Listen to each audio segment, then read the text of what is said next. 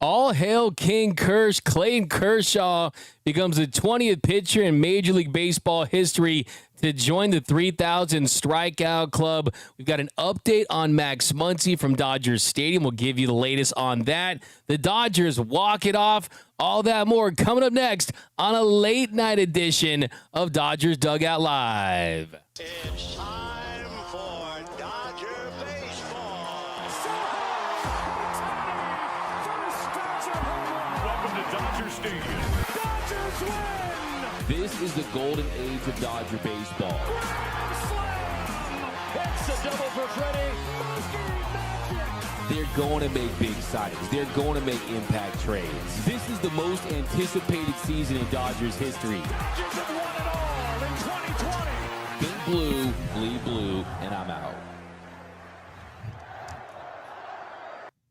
What is up, Dodgers Nation, and welcome to an early morning edition of Dodgers Dugout Live. Just got back from Dodgers Stadium, and we witnessed one of the wildest games of the season.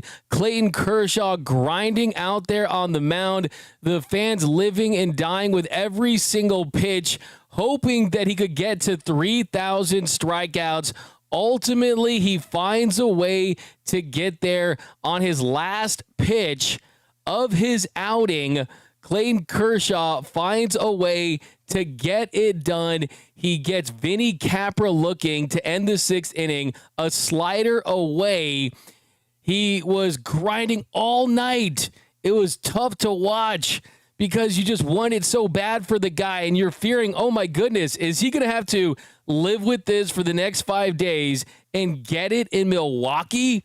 I was almost thinking, hey, if he doesn't get 3,000 strikeouts tonight, then you better put him on the IL or something so he can skip a start or whatever it may be to make sure that he gets this thing done at Dodgers Stadium. It was an electric environment. I will never forget the goosebumps that I got watching him run back out there in the sixth inning. That roar of the crowd was something that I'd never seen for a pitcher in that stadium. I've been to hundreds and hundreds and hundreds of games. I've seen many incredible big moments at Dodgers Stadium, but it was really just an incredible night for Clayton Kershaw and the Los Angeles Dodgers. And we're going to talk a ton of Kersh, but I want to start with the game and then work back because this was a game that didn't make a lot of sense. You got to give Clayton Kershaw a lot of credit because it looked like at one point this one was going to be a laugher and that they were going to pull him early. Dave Roberts did say before the game that he was going to manage this one differently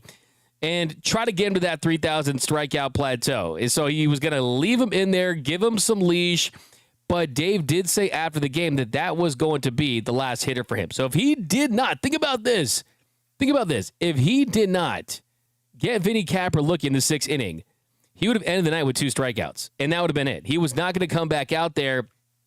But let's talk about the walk-off, and we're going to talk all Kershaw after that. But I want to talk about this walk-off because it says a lot about this team. I talked to players after the game, and you ask them, hey, how bad do you guys want this one for Kersh? And they said really bad. That was for Kersh. That comeback was for Kersh. And look, this is a team that doesn't give up bad bats. They lead the league in comeback victories as it stands. You get walk-off after walk-off with this group because they are always in it with the lineup that they have. But this game, it looked like they weren't going to have it. I mean, they went 0 for 7 with runners in scoring position heading into that ninth inning. You got a couple of solo shots, one from Will Smith and one from Andy Pages. But after that, really, the offense was non-existent. I mean, they did not show up after that. And then all of a sudden, bottom of the ninth, you don't want to lose on the night that Clayton Kershaw gets his 3,000 strikeout. That would definitely spoil the party. And you have the bottom of the lineup go up there. The bottom of the lineup go up there.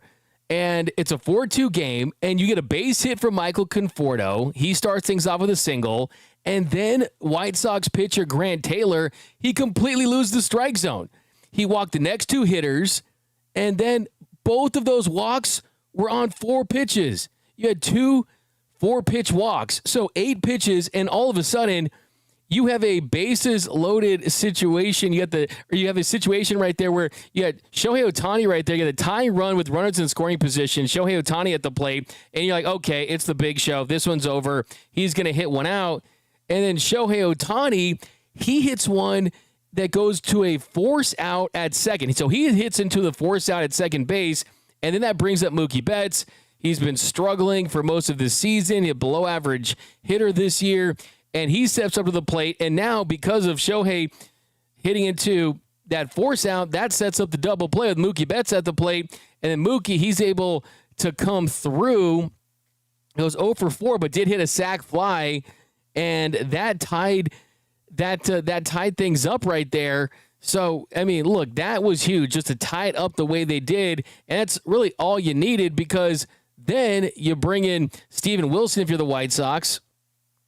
And then he just absolutely melted down. I mean, after Betts, he walks Smith, and then he goes to Freddie Freeman with runners. And when Betts was on the at the plate was with runners on the corners, and then you bring in Will Smith at the plate, and he ends up walking, and then that's the last guy you want to face. I don't care if he's struggling. I don't care if he's gone through a rough month of June and he's trying to turn things around in July. Last guy you want to see at the plate is Freddie Freeman in that situation. And Freddie Freeman did what Freddie Freeman does. Walk-offs are his thing, and he did it once again. So Shohei Ohtani scores from second. The Dodgers get the win. They win by a final score of 5-4. And we're going to hear from Clayton Kershaw talk all about his big night at the Ravine, and then we'll get the update on Max Muncy. I'll tell you what I heard in a second. But here was Freddie Freeman after the game. Freddie, when it came to the countdown to 3,000 for Clayton Kershaw, you, after every single start this year, you reminded him where he was at. He only had to do 3 today. How special was it watching him achieve that? That was special. To be able to do it at home, 18 years he spent here in front of these fans, it's just special. So for him to get that one, and especially in the last one of his last at-bat, coming off the field, so these fans would give it to him, it was special. It was clear that you two had a moment in which you embraced. What did you say to him then? I said 0 more. You've had big moments here at Dodger Stadium. For him to do it in front of these fans, can you describe what that is like? No, I just, these fans, since I got here 4 years of it, had been special, and I can't imagine 18 years of it that Clayton's had. For Clayton to do it here, 3,000 strikeouts, we might never, ever see that again. So we got to witness history, and we got him a win out of it, too. Was that made it more important for you all to get this win? Yeah, I mean, when you have something so special like this, you want to win on these games. And just like we always do, we come back, we fight all the way to the end, and we were able to pull it out tonight. Freddie, congratulations on this win, and congratulations on being named a starter in the All-Star game. Yeah, thank you, Kirsten. I appreciate it. Thank you.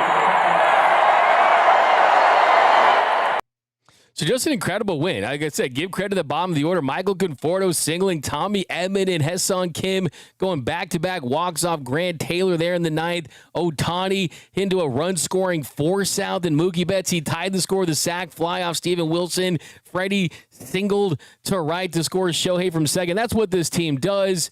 And now let's talk about Clayton Edward Kershaw. And before we kind of talk about just what happened tonight and the specifics of how his outing went, something kind of dawned on me on the drive home. And just thinking about just the relationship between Clayton Kershaw and that Dodger Stadium crowd. It's such a bond.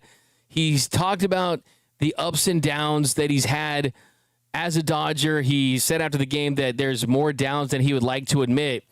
This crowd absolutely willed those 3 strikeouts tonight.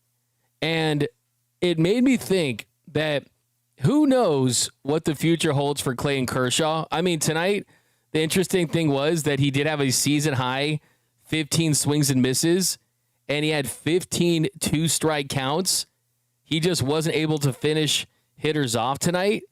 There was swing and miss there. There were some positives. Gave up some runs, but this could be one of, if not the last night, that we kind of pay this much attention to Clayton Kershaw as a pitcher. It could really be that, because who knows what the future holds? Who knows where he fits into this rotation in the postseason. Who knows how the rest of this team kind of shakes out? Is he going to be your game 1, 2, 3, or 4 starter? Who knows? That's not the point of this show. But the point of this show is to say tonight really felt like the first time that I've seen Clayton Kershaw where he absolutely embraced the moment and wasn't just hyper-focused on the results of baseball and the result of just trying to get hitters out. He knew what this meant to him. He knew what this meant to this organization. I asked him after the game about what it meant to be just the third pitcher ever to throw 3,000 strikeouts with one team, and he didn't back away from it. I mean, he said it means a lot, and that earlier in his career, he might not have put a lot into it, but at this stage of his career, he appreciates the moments more. And it feels like, as Dave Roberts said before the game, he's not as black and white as far as I'm going out there, sticking to my routine, trying to dominate. It's all about winning. He wants to win, but also, hey, this was kind of one of those nights where it was a great moment, but also was like, hey, is this his kind of last dance? Is this kind of, okay, this was the day to give him his flowers, right? It's not like he's going to announce his retirement before his last start of the season this year because he's hopefully going to stay healthy, contribute for the rest of the way. Let's not forget his last 7 starts heading into this start. He had a 2.08 ERA in his last 7. So he's been really good. But tonight did just feel like, hey, maybe this was the last hurrah with Clayton Kershaw and this Dodgers crowd. I think that that's very possible. So that's what I think made it extra special that he was able to do it. He got his first strikeout was Miguel Vargas in the 3rd. He struck out Sosa in the 5th. He threw 100 pitches. He gave the 4 runs on 9 hits in 6 innings. But it was the pitch to finish off the 6th to get Vinny Capra looking at a slider away. And he became the first of the 20 pitchers that have 3,000 strikeouts to get it on the last pitch of his outing. So it really was just a beautiful moment, and I think the fact that he had to grind to get there made it that much more special. And the fact that, look, he needed 3, he got just 3. The baseball gods made him work for it, and it was the slider that was 3,000. If you watch the show, I said, hey, I want it to be on that slider because that is the pitch that changed the trajectory of his career. If you guys don't know the story, it was Rick Honeycutt that taught him the grip on the slider and using that horseshoe and getting the pressure to get the spin. And it was the bullpen catcher Mike Borzello at Wrigley Field in Chicago where they tried it out and they got that third pitch, and the rest is history. There was a meeting with Ned Colletti and Joe Torre and Rick Honeycutt. They all knew he needed a third pitch, and they found that third pitch in the slider, and that's what makes him a Hall of Famer, that pitch right there. So I was fitting that it was on the slider, and I love the fact that he embraced it. After the moment, he stepped back. It was about 6 minutes. It really was about 6 minutes that the Dodger Stadium crowd was embracing him, cheering him, chanting Kershaw. They had an awesome video presentation that played on the Dodgers Vision that everyone watched. The look that Dave Roberts gave him. Get someone that looks at you like Dave Roberts looks at Clayton Kershaw. I asked Dave after the game if this puts Clayton Kershaw in the category where he's above Verlander and Max Scherzer, because there's this big debate. Who's the pitcher of the generation? Is it Scherzer? Is it Verlander? And he said that, yes, Clayton Kershaw is the pitcher of his generation. The numbers back it up. And tonight, I think the way that he did it, I think it was even more significant because nothing ever comes easy for Los Angeles Dodgers. And for him to do it the way he did made it that much more impressive because he has gotten there quicker than most of these guys. It was his 438th career start. It was his 223rd start at Dodger Stadium. He's had 1,630 of his 3,000 strikeouts have been in L.A. The strikeout to Capra was the 2,265th time that he struck out a righty in his career. And he's in that rare category of the 19 other 3,000 strikeout members. The only two that are active, Verlander and Max Scherzer, they've already reached that plateau. And Kersh, he's definitely 100% in that category where, hey, he could climb up even more because, hey, he's still got a little left in the tank, and it's just going to be really special to see kind of what he does for the rest of the way. But still, hey, he went out there, got a win. I think that made it a lot sweeter, and he was really open after with what he had as far as his comments. Here was Clayton Kershaw after talking about getting that 3,000 strikeout.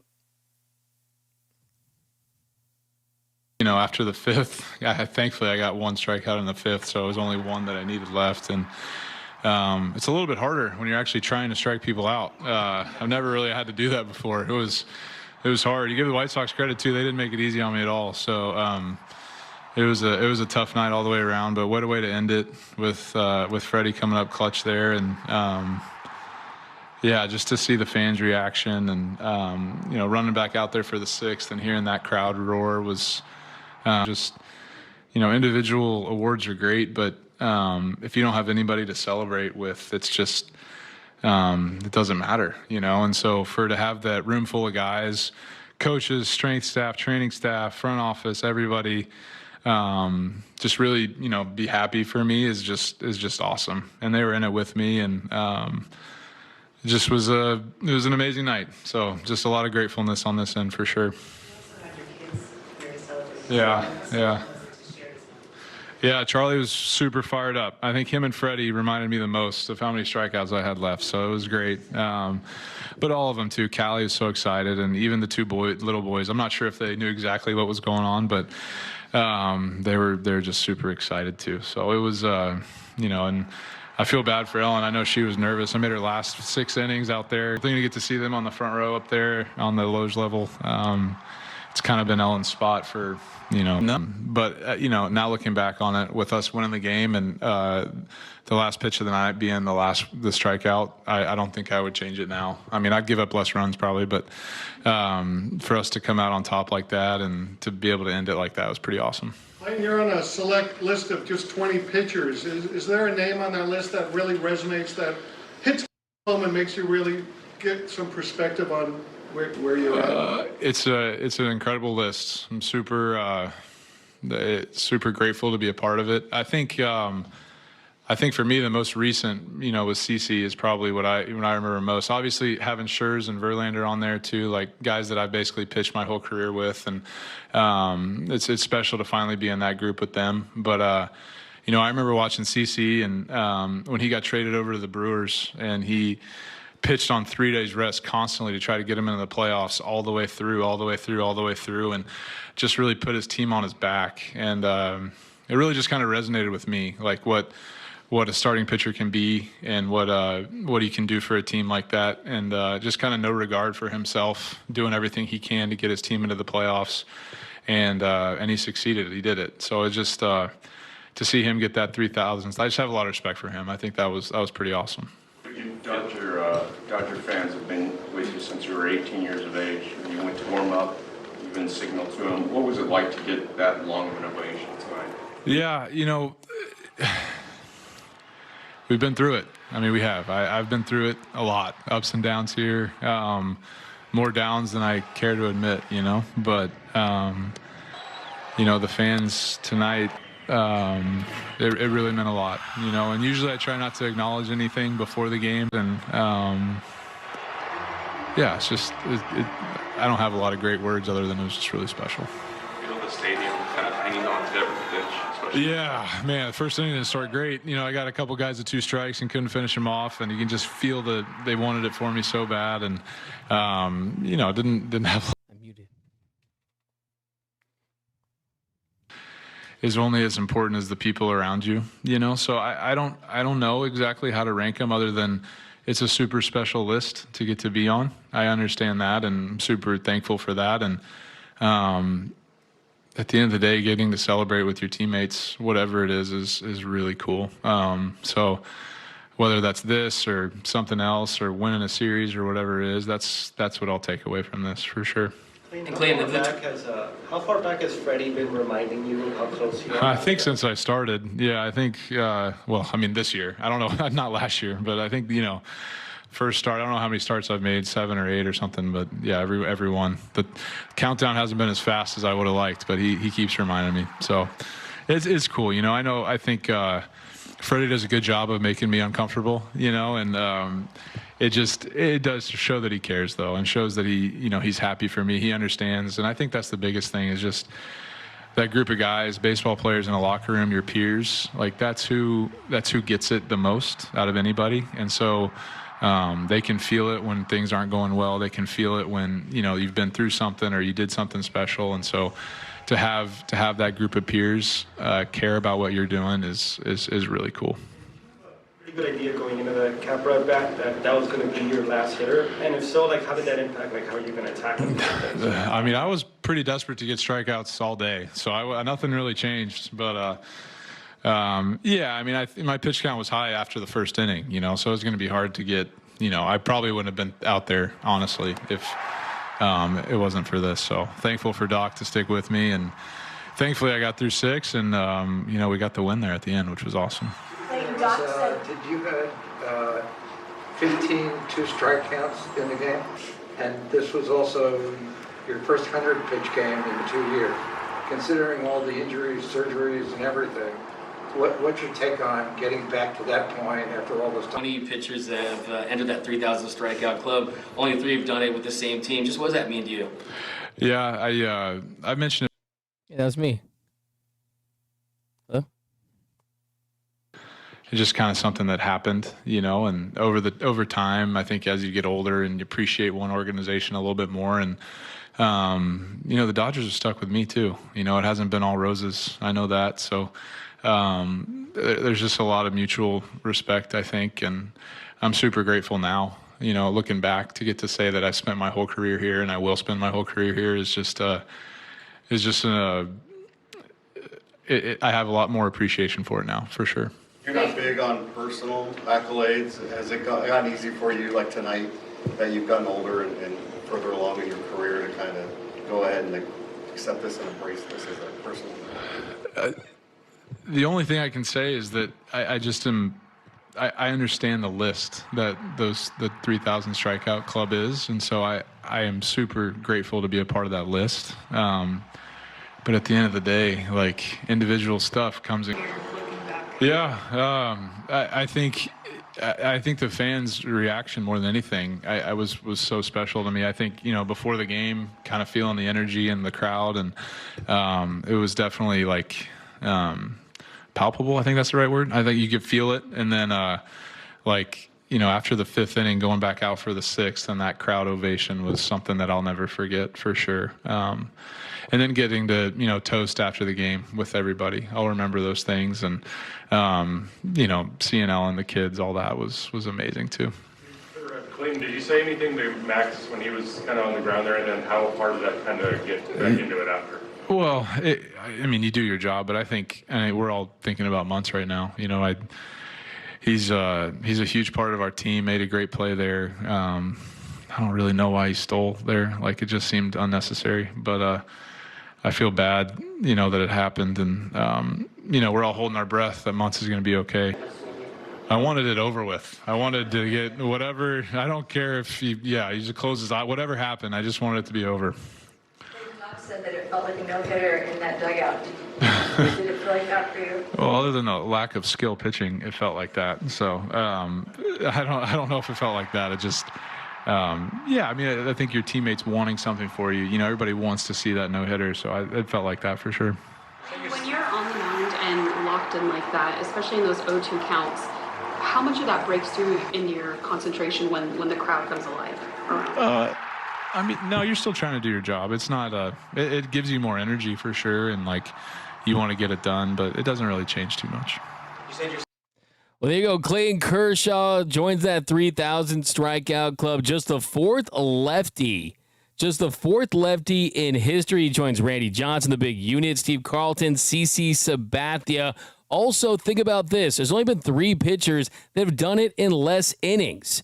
Another thing I want to point out, too, is it does feel like maybe we've taken Clayton Kershaw just a little for granted over the years, just because you got Shohei Ohtani and Mookie and Freddie and all these bright, shiny new toys. The ownership group has just stockpiled this team with so much talent. Let's not forget, he's one of the big reasons why you love this team. There's new Dodgers fans. There's old Dodgers fans that fell in love with the team even more because of what he was able to do starting in 2008. But tonight should be absolutely savored, and it's not overblown that this is such an incredible accomplishment. Just think about some of the great accomplishments in Major League Baseball. The 3,000 hit club. How many members? 33. 500 home run club. How many members? 28. 300 save club. How many members? 31. 3,000 strikeout club? 20. It is ultra exclusive, and we might not see it for a long, long time, if ever, because of the way that Major League Baseball has changed. The fact that bullpen usage is up, the fact that injuries are up, pitchers are preserved, they're used differently. Just look at who could get this next. Chris Sale, he's the next closest for active pitchers at 2,528. Garrett Cole's at 2,251. You look at both of those guys.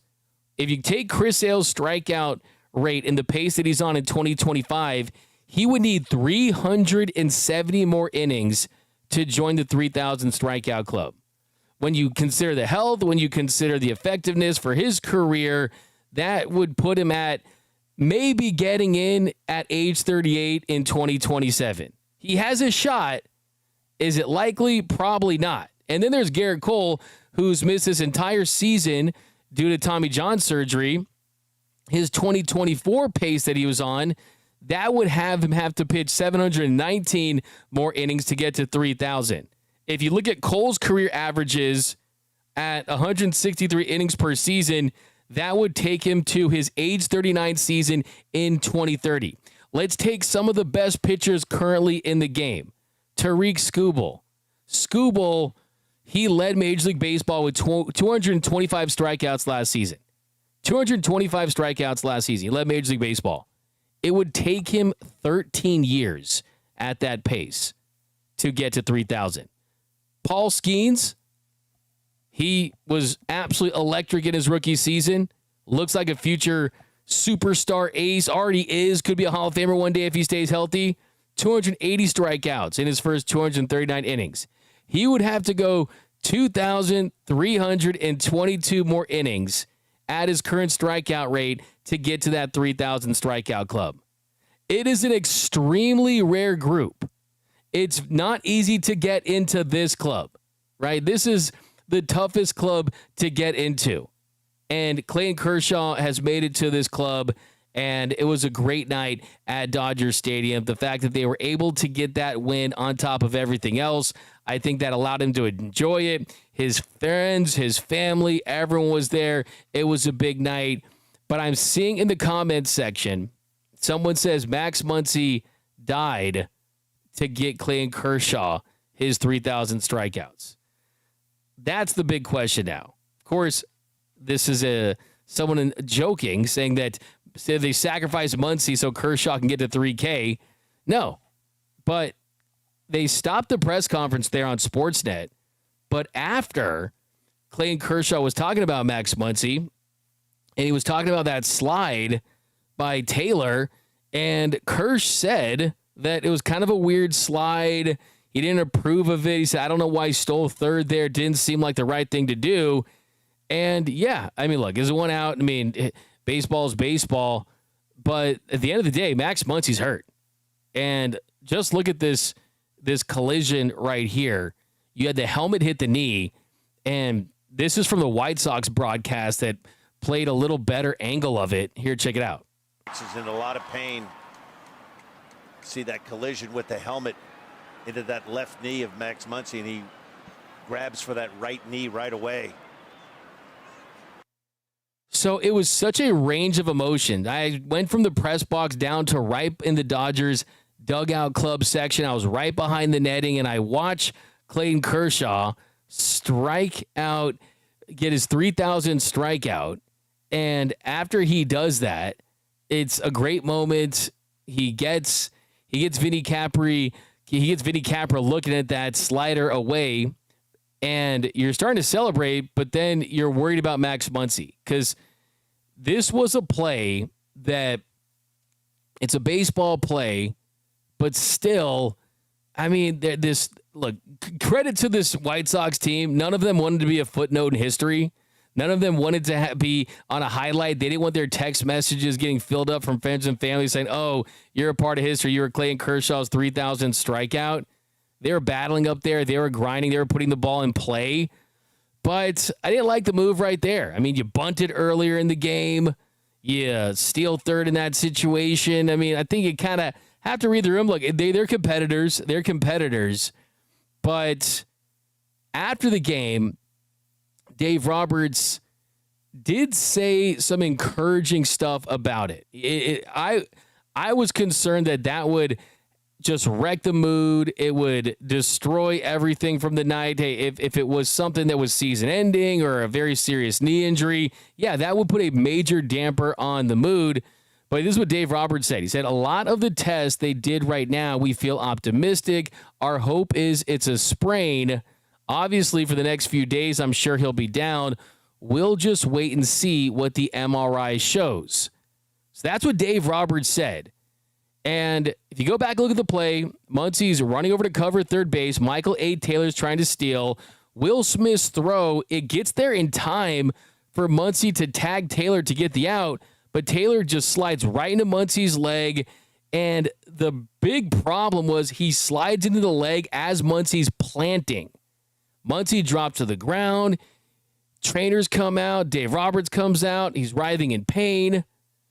And on the SNLA broadcast, Oral Hershiser says, we haven't shown you a replay because the knee pretty much goes the opposite way. It's a tough injury to watch. So when you saw it in real time, when you saw the replays, you're thinking to yourself, hey, this could be an ACL.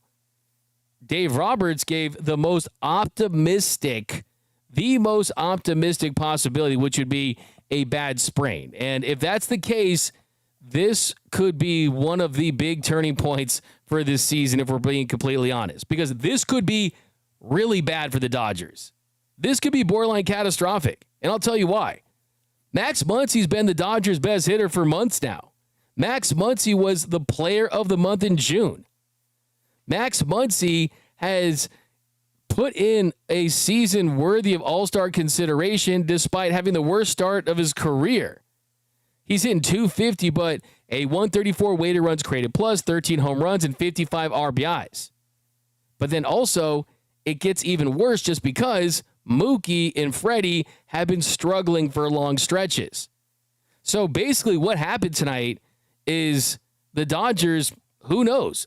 Did they lose their best hitter? I really hope that's not the case, because one thing I was thinking to myself was, this is Kershaw's night. It's 3,000. You got to celebrate that. You have to give him his flowers. So if Dave Roberts comes out there and says it could be this, it could be that, and paints a more grim picture of what this injury could be, well, that steals all the headlines, right? That turns this game into the Dodgers just lost their best hitter potentially. So did Dave just say that? So, hey, we're all talking about Clayton Kershaw. We're all talking about the walk-off. We're all talking about CK, 3K. And then tomorrow we get the bad news when they say, oh, the MRI showed this, the inflammation went down this. So I have followed this team for too long.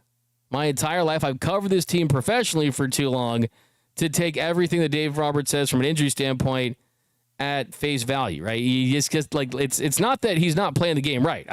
I totally get what Dave Roberts doing. It's not the wrong thing to do, but I'm still in wait and see mode.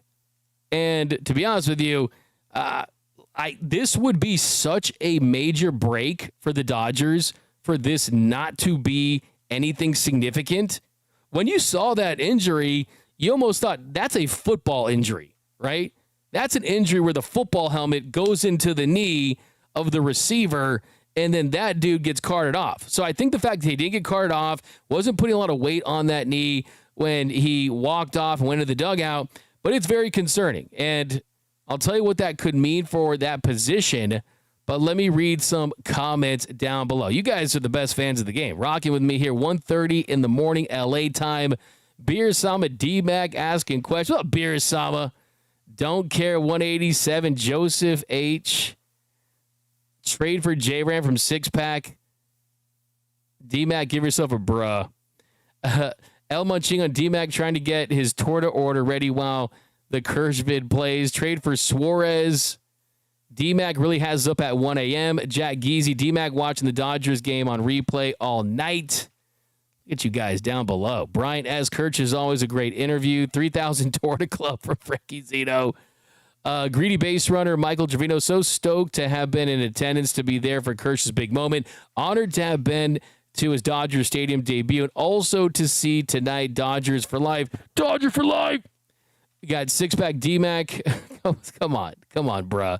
D-Mac did a shoey for Conforto, but not for the Goat Child. J-Kid, I'll give you the shoey tomorrow. I promise. I'll give you the shoey. I just didn't have it queued up. I just ran in here from the stadium and went live. I got you, though. Cosmic Keys. Paul Skeens has a solid shot from a long distance based on his early age starting in K9. Absolutely, he does. To get to 3,000, you have to have a ton of success really early. And that's what Clayton Kershaw did. But there's also the injuries. I mean, the fact, I don't want to say it because I don't want to jinx it, but the fact that Clayton Kershaw never had a major arm injury, it's like Voldemort. You don't say the name of what that injury is. The fact that he did not have that throughout an 18-year career and that shoulder surgery that he had was the first major one on his arm is absolutely nothing short of remarkable. And it defies just the modern age of pitchers and what we see from that. So you're absolutely correct in saying that. Now, as far as what the Dodgers will do at third base, that's a big question because you look at the internal options, Alex Freeland, I mean, guys like that. I mean, you could put Tommy Edman there, Hassan Kim there, Miguel Rojas, Kike Hernandez over there, but none of those guys have the potential to replace what Max Muncy does offensively. I think that if something happened to Max Muncy where there's any possibility that you're going to lose him for a significant amount of time and potentially the postseason, you have to go out there and trade for another significant bat. There's all there is to it. And that doesn't necessarily mean to go out there and trade for a third baseman because, yes, there's third baseman out there that would make sense. I mean, Eugenio Suarez in the division with the Diamondbacks really trade him to the Dodgers. Ryan McMahon, who we've talked about, with the Rockies really trade him to the Dodgers. The Nolan Arenado talk, would that resurface? The thing about Nolan Arenado right now is not having himself the best of years offensively, still below average hitter. He's basically putting up Mookie Betts numbers at the plate. I mean, 247, 94 weighted runs created plus. He hasn't had his best year. And then there's also the fact that it's kind of early to see which teams are going to be true sellers, which teams are going to truly move off of guys at this point when you're still in the mix from the wild card standpoint. So it's going to be really interesting to see what comes of this because I really think that if we learn tomorrow that after the MRI it was just a sprain, then, hey, you should be doing cartwheels down 1,000 Vince Scully Avenue because, I mean, just it would feel like a major bullet dodge. But here was Dave Roberts after the game. He talked about Kersh's historic night, and he gave an update on Max Muncy's injury. Well, I was hopeful for sure. Obviously, you go through 5 innings and he has 2 strikeouts and pitch counts climbing up there. And, it was just one of those things that I felt that I was going to give him every opportunity to do it at home. And, fans showed out from the first pitch. Everyone was so excited. And I wanted to give Clayton every opportunity, and that was his last hitter, so that was his last hitter. Get that third strike, and I think, you look at the first probably 14, 15 hitters, he got to 2 strikes, probably 10 of them, and just couldn't put them away. And so just couldn't execute that final pitch. But I think it just happened the way it's supposed to happen, in the sense that it was the third out. We got a chance to really celebrate him to take the moment. Will Venable and the White Sox and Wolfie and the umpires did a great job giving Clayton his time. So it was a huge moment, and really happy for Clayton. You've witnessed so many things, or even experienced them as a player, as a manager, World Series. How do you describe what this was like for you, for Clayton, and just kind of how this compares to some of the accomplishments that Clayton has had? I think this is probably, the 300 wins for Clayton, I'm sure. But I think this is, the Cy Youngs, certainly. But I think that to get 3,000 strikeouts, that takes a long time and a lot of, trials, tribulations, surgeries, rehab, frustration, tears, to continue to fight back, come back, show up, and post. That's hard to do. And so to get 3,000 strikeouts and for me to be a part of, the back part of that journey for him, there was a lot of emotion for Clayton. And I hope he enjoys this one. And that. Here at Dodger Stadium, what did the embrace mean to you? I think it was just a culmination of, he never wants to make it about his individual accomplishments, but I think that we've been through a lot together.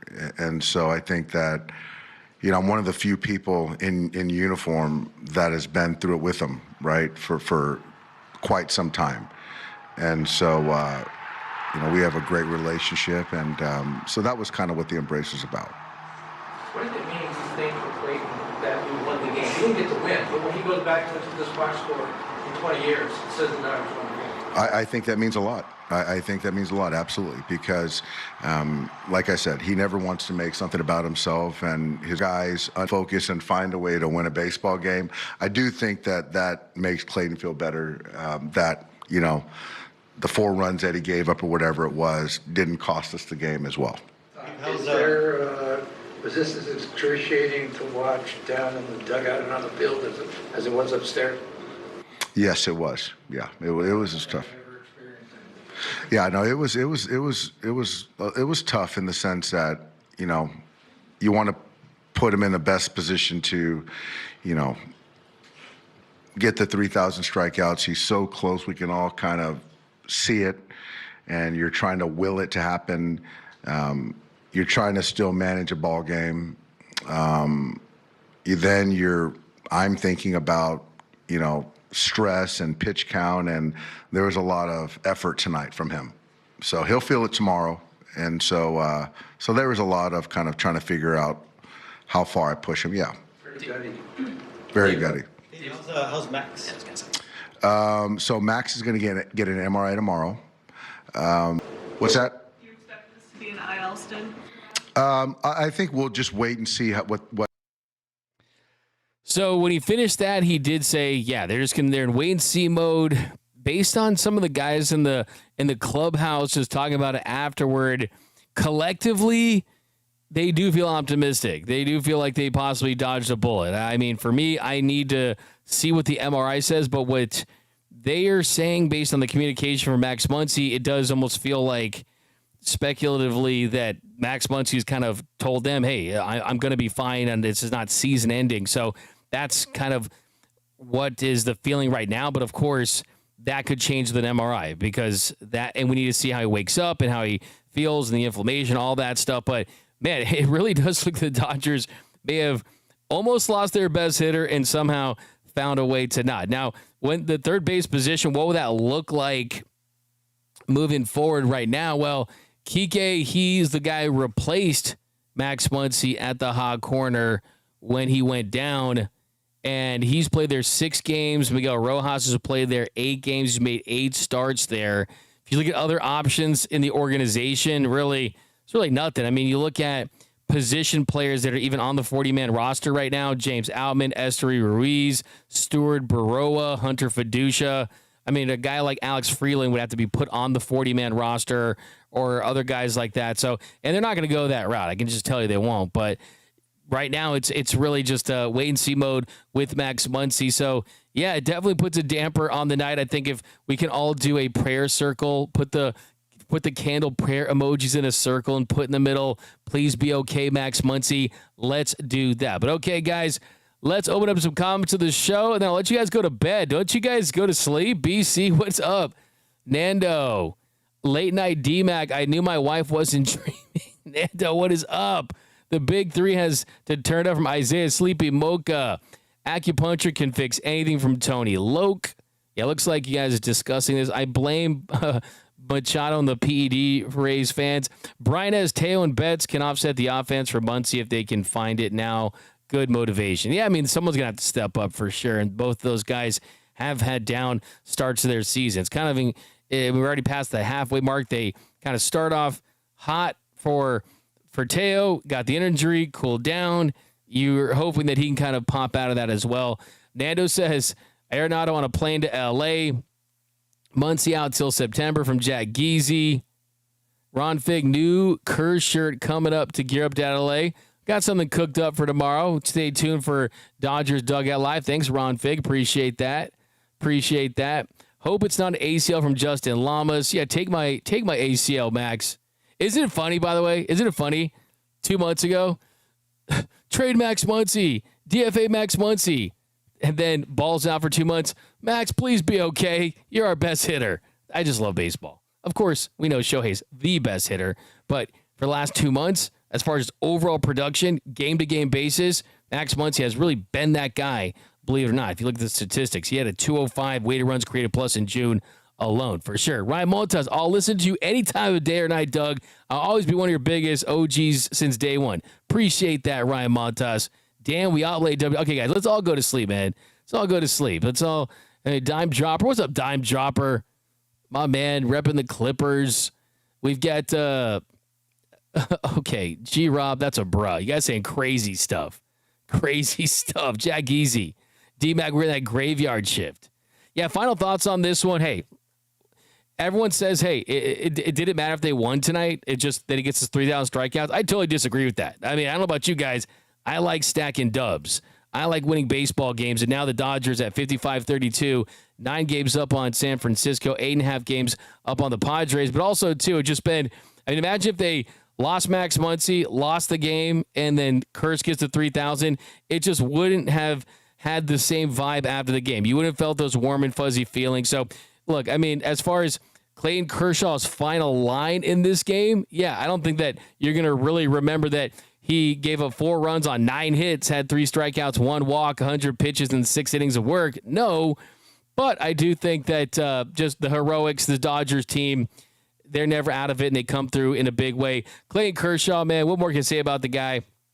A walking statue, first ballot Hall of Famer. I hope that he's able to contribute in some capacity the rest of the way and go out on top with the World Series. But like I said at the top of the show, this could have been maybe the last time that Clayton Kershaw is like the main attraction for the Dodgers in a game. And it was special. The crowd was great. He was grinding, and he comes through late, and I thought it was special. But let's do a couple more comments here because you guys are rocking with me. Craig Osterberg, what is up? Oliver Garrett, bye-bye, New York Yankees trash team. We've got El Manchingo, and give me a bruh for that, Birasama. We've got, you guys, what's up, D-Mac? What's up, Richard Reuter? D-Mac, don't stress us out. Put some Vicks on it, LOL. Kevin, that's a comment of the show. Put the Vicks vapor rub on it. Remember when that stuff hit your nose, man, your mom thought that was the cure for everything? That was awesome. Give you a comment of the show. You win. Perfect. Here's a bruh for Nando Birasamas, for everyone that deserves one. Bruh. And here we go. We got, will Kershaw get extra day of rest? That's a good question. Ron Fig, I'm not really, I think when you look at the 100 pitches and where they're at in the rotation, you are getting close to the break. I think that, he's still fresh where he's at. And he said after the game, his arm feels really good. Every 3 got to step up. You can't compare 10 out of 10 Vision Muncy to early season normal Vision Muncy. Yeah, I mean, that was a huge turning point for sure. There's no doubt about it. LK, love Muncy, but he's not an integral piece for the Dodgers. I totally disagree. I mean, he's having himself a great season last 2 months at the plate. They need him, man. They absolutely do. I mean, if he were to miss time and those guys step up that have had down years, sure, absolutely. They have enough depth to get through and win a World Series without him. But I will say, if they do, I still think the Dodgers need to add another bat. I really do. If you're truly all the way in. All right, guys, we want a shoe. We'll give you a shoe tomorrow, guys. All right, guys, that's going to do it for this episode. Nando39 says, D-Mac sending out the, hey, you up text? Yeah, absolutely, I will. I'm going to go smash a torta right now, guys. I haven't ate all day. I'm going to crush a couple tortas, then I'm going to crash out and then go to bed like Homer Simpson dreaming of the 3,000 strikeout and praying that Max Muncy is going to be fine. By the way, what do you think about the Yamamoto bobblehead? I don't know. It's pretty solid. I don't know. It doesn't look like Yamamoto that much to me, but, it's good. It's nice. Add that to the collection. Yamamania. He's got the delivery down. Pretty awesome stuff. But all right, guys, join me tomorrow at 12 o'clock, Dodgers Dugout Live. I saw Blake Snell throw today, Blake Trinan throw today. I saw a lot of good stuff out of that I want to get into tomorrow. But that's going to do it, guys. Enjoy your morning. Good morning, Dodgers Nation. And remember to hit the subscribe button, hit the notification bell, hit the like button on your way out. And remember that nothing, absolutely nothing, brings us together quite like Dodger baseball. Until next time, think blue, bleed blue, and I'm out. Start the party, Los Angeles! Your Dodgers have won the World Series! And when the upcoming winter gives way to spring, rest assured, once again, it will be time for Dodger baseball.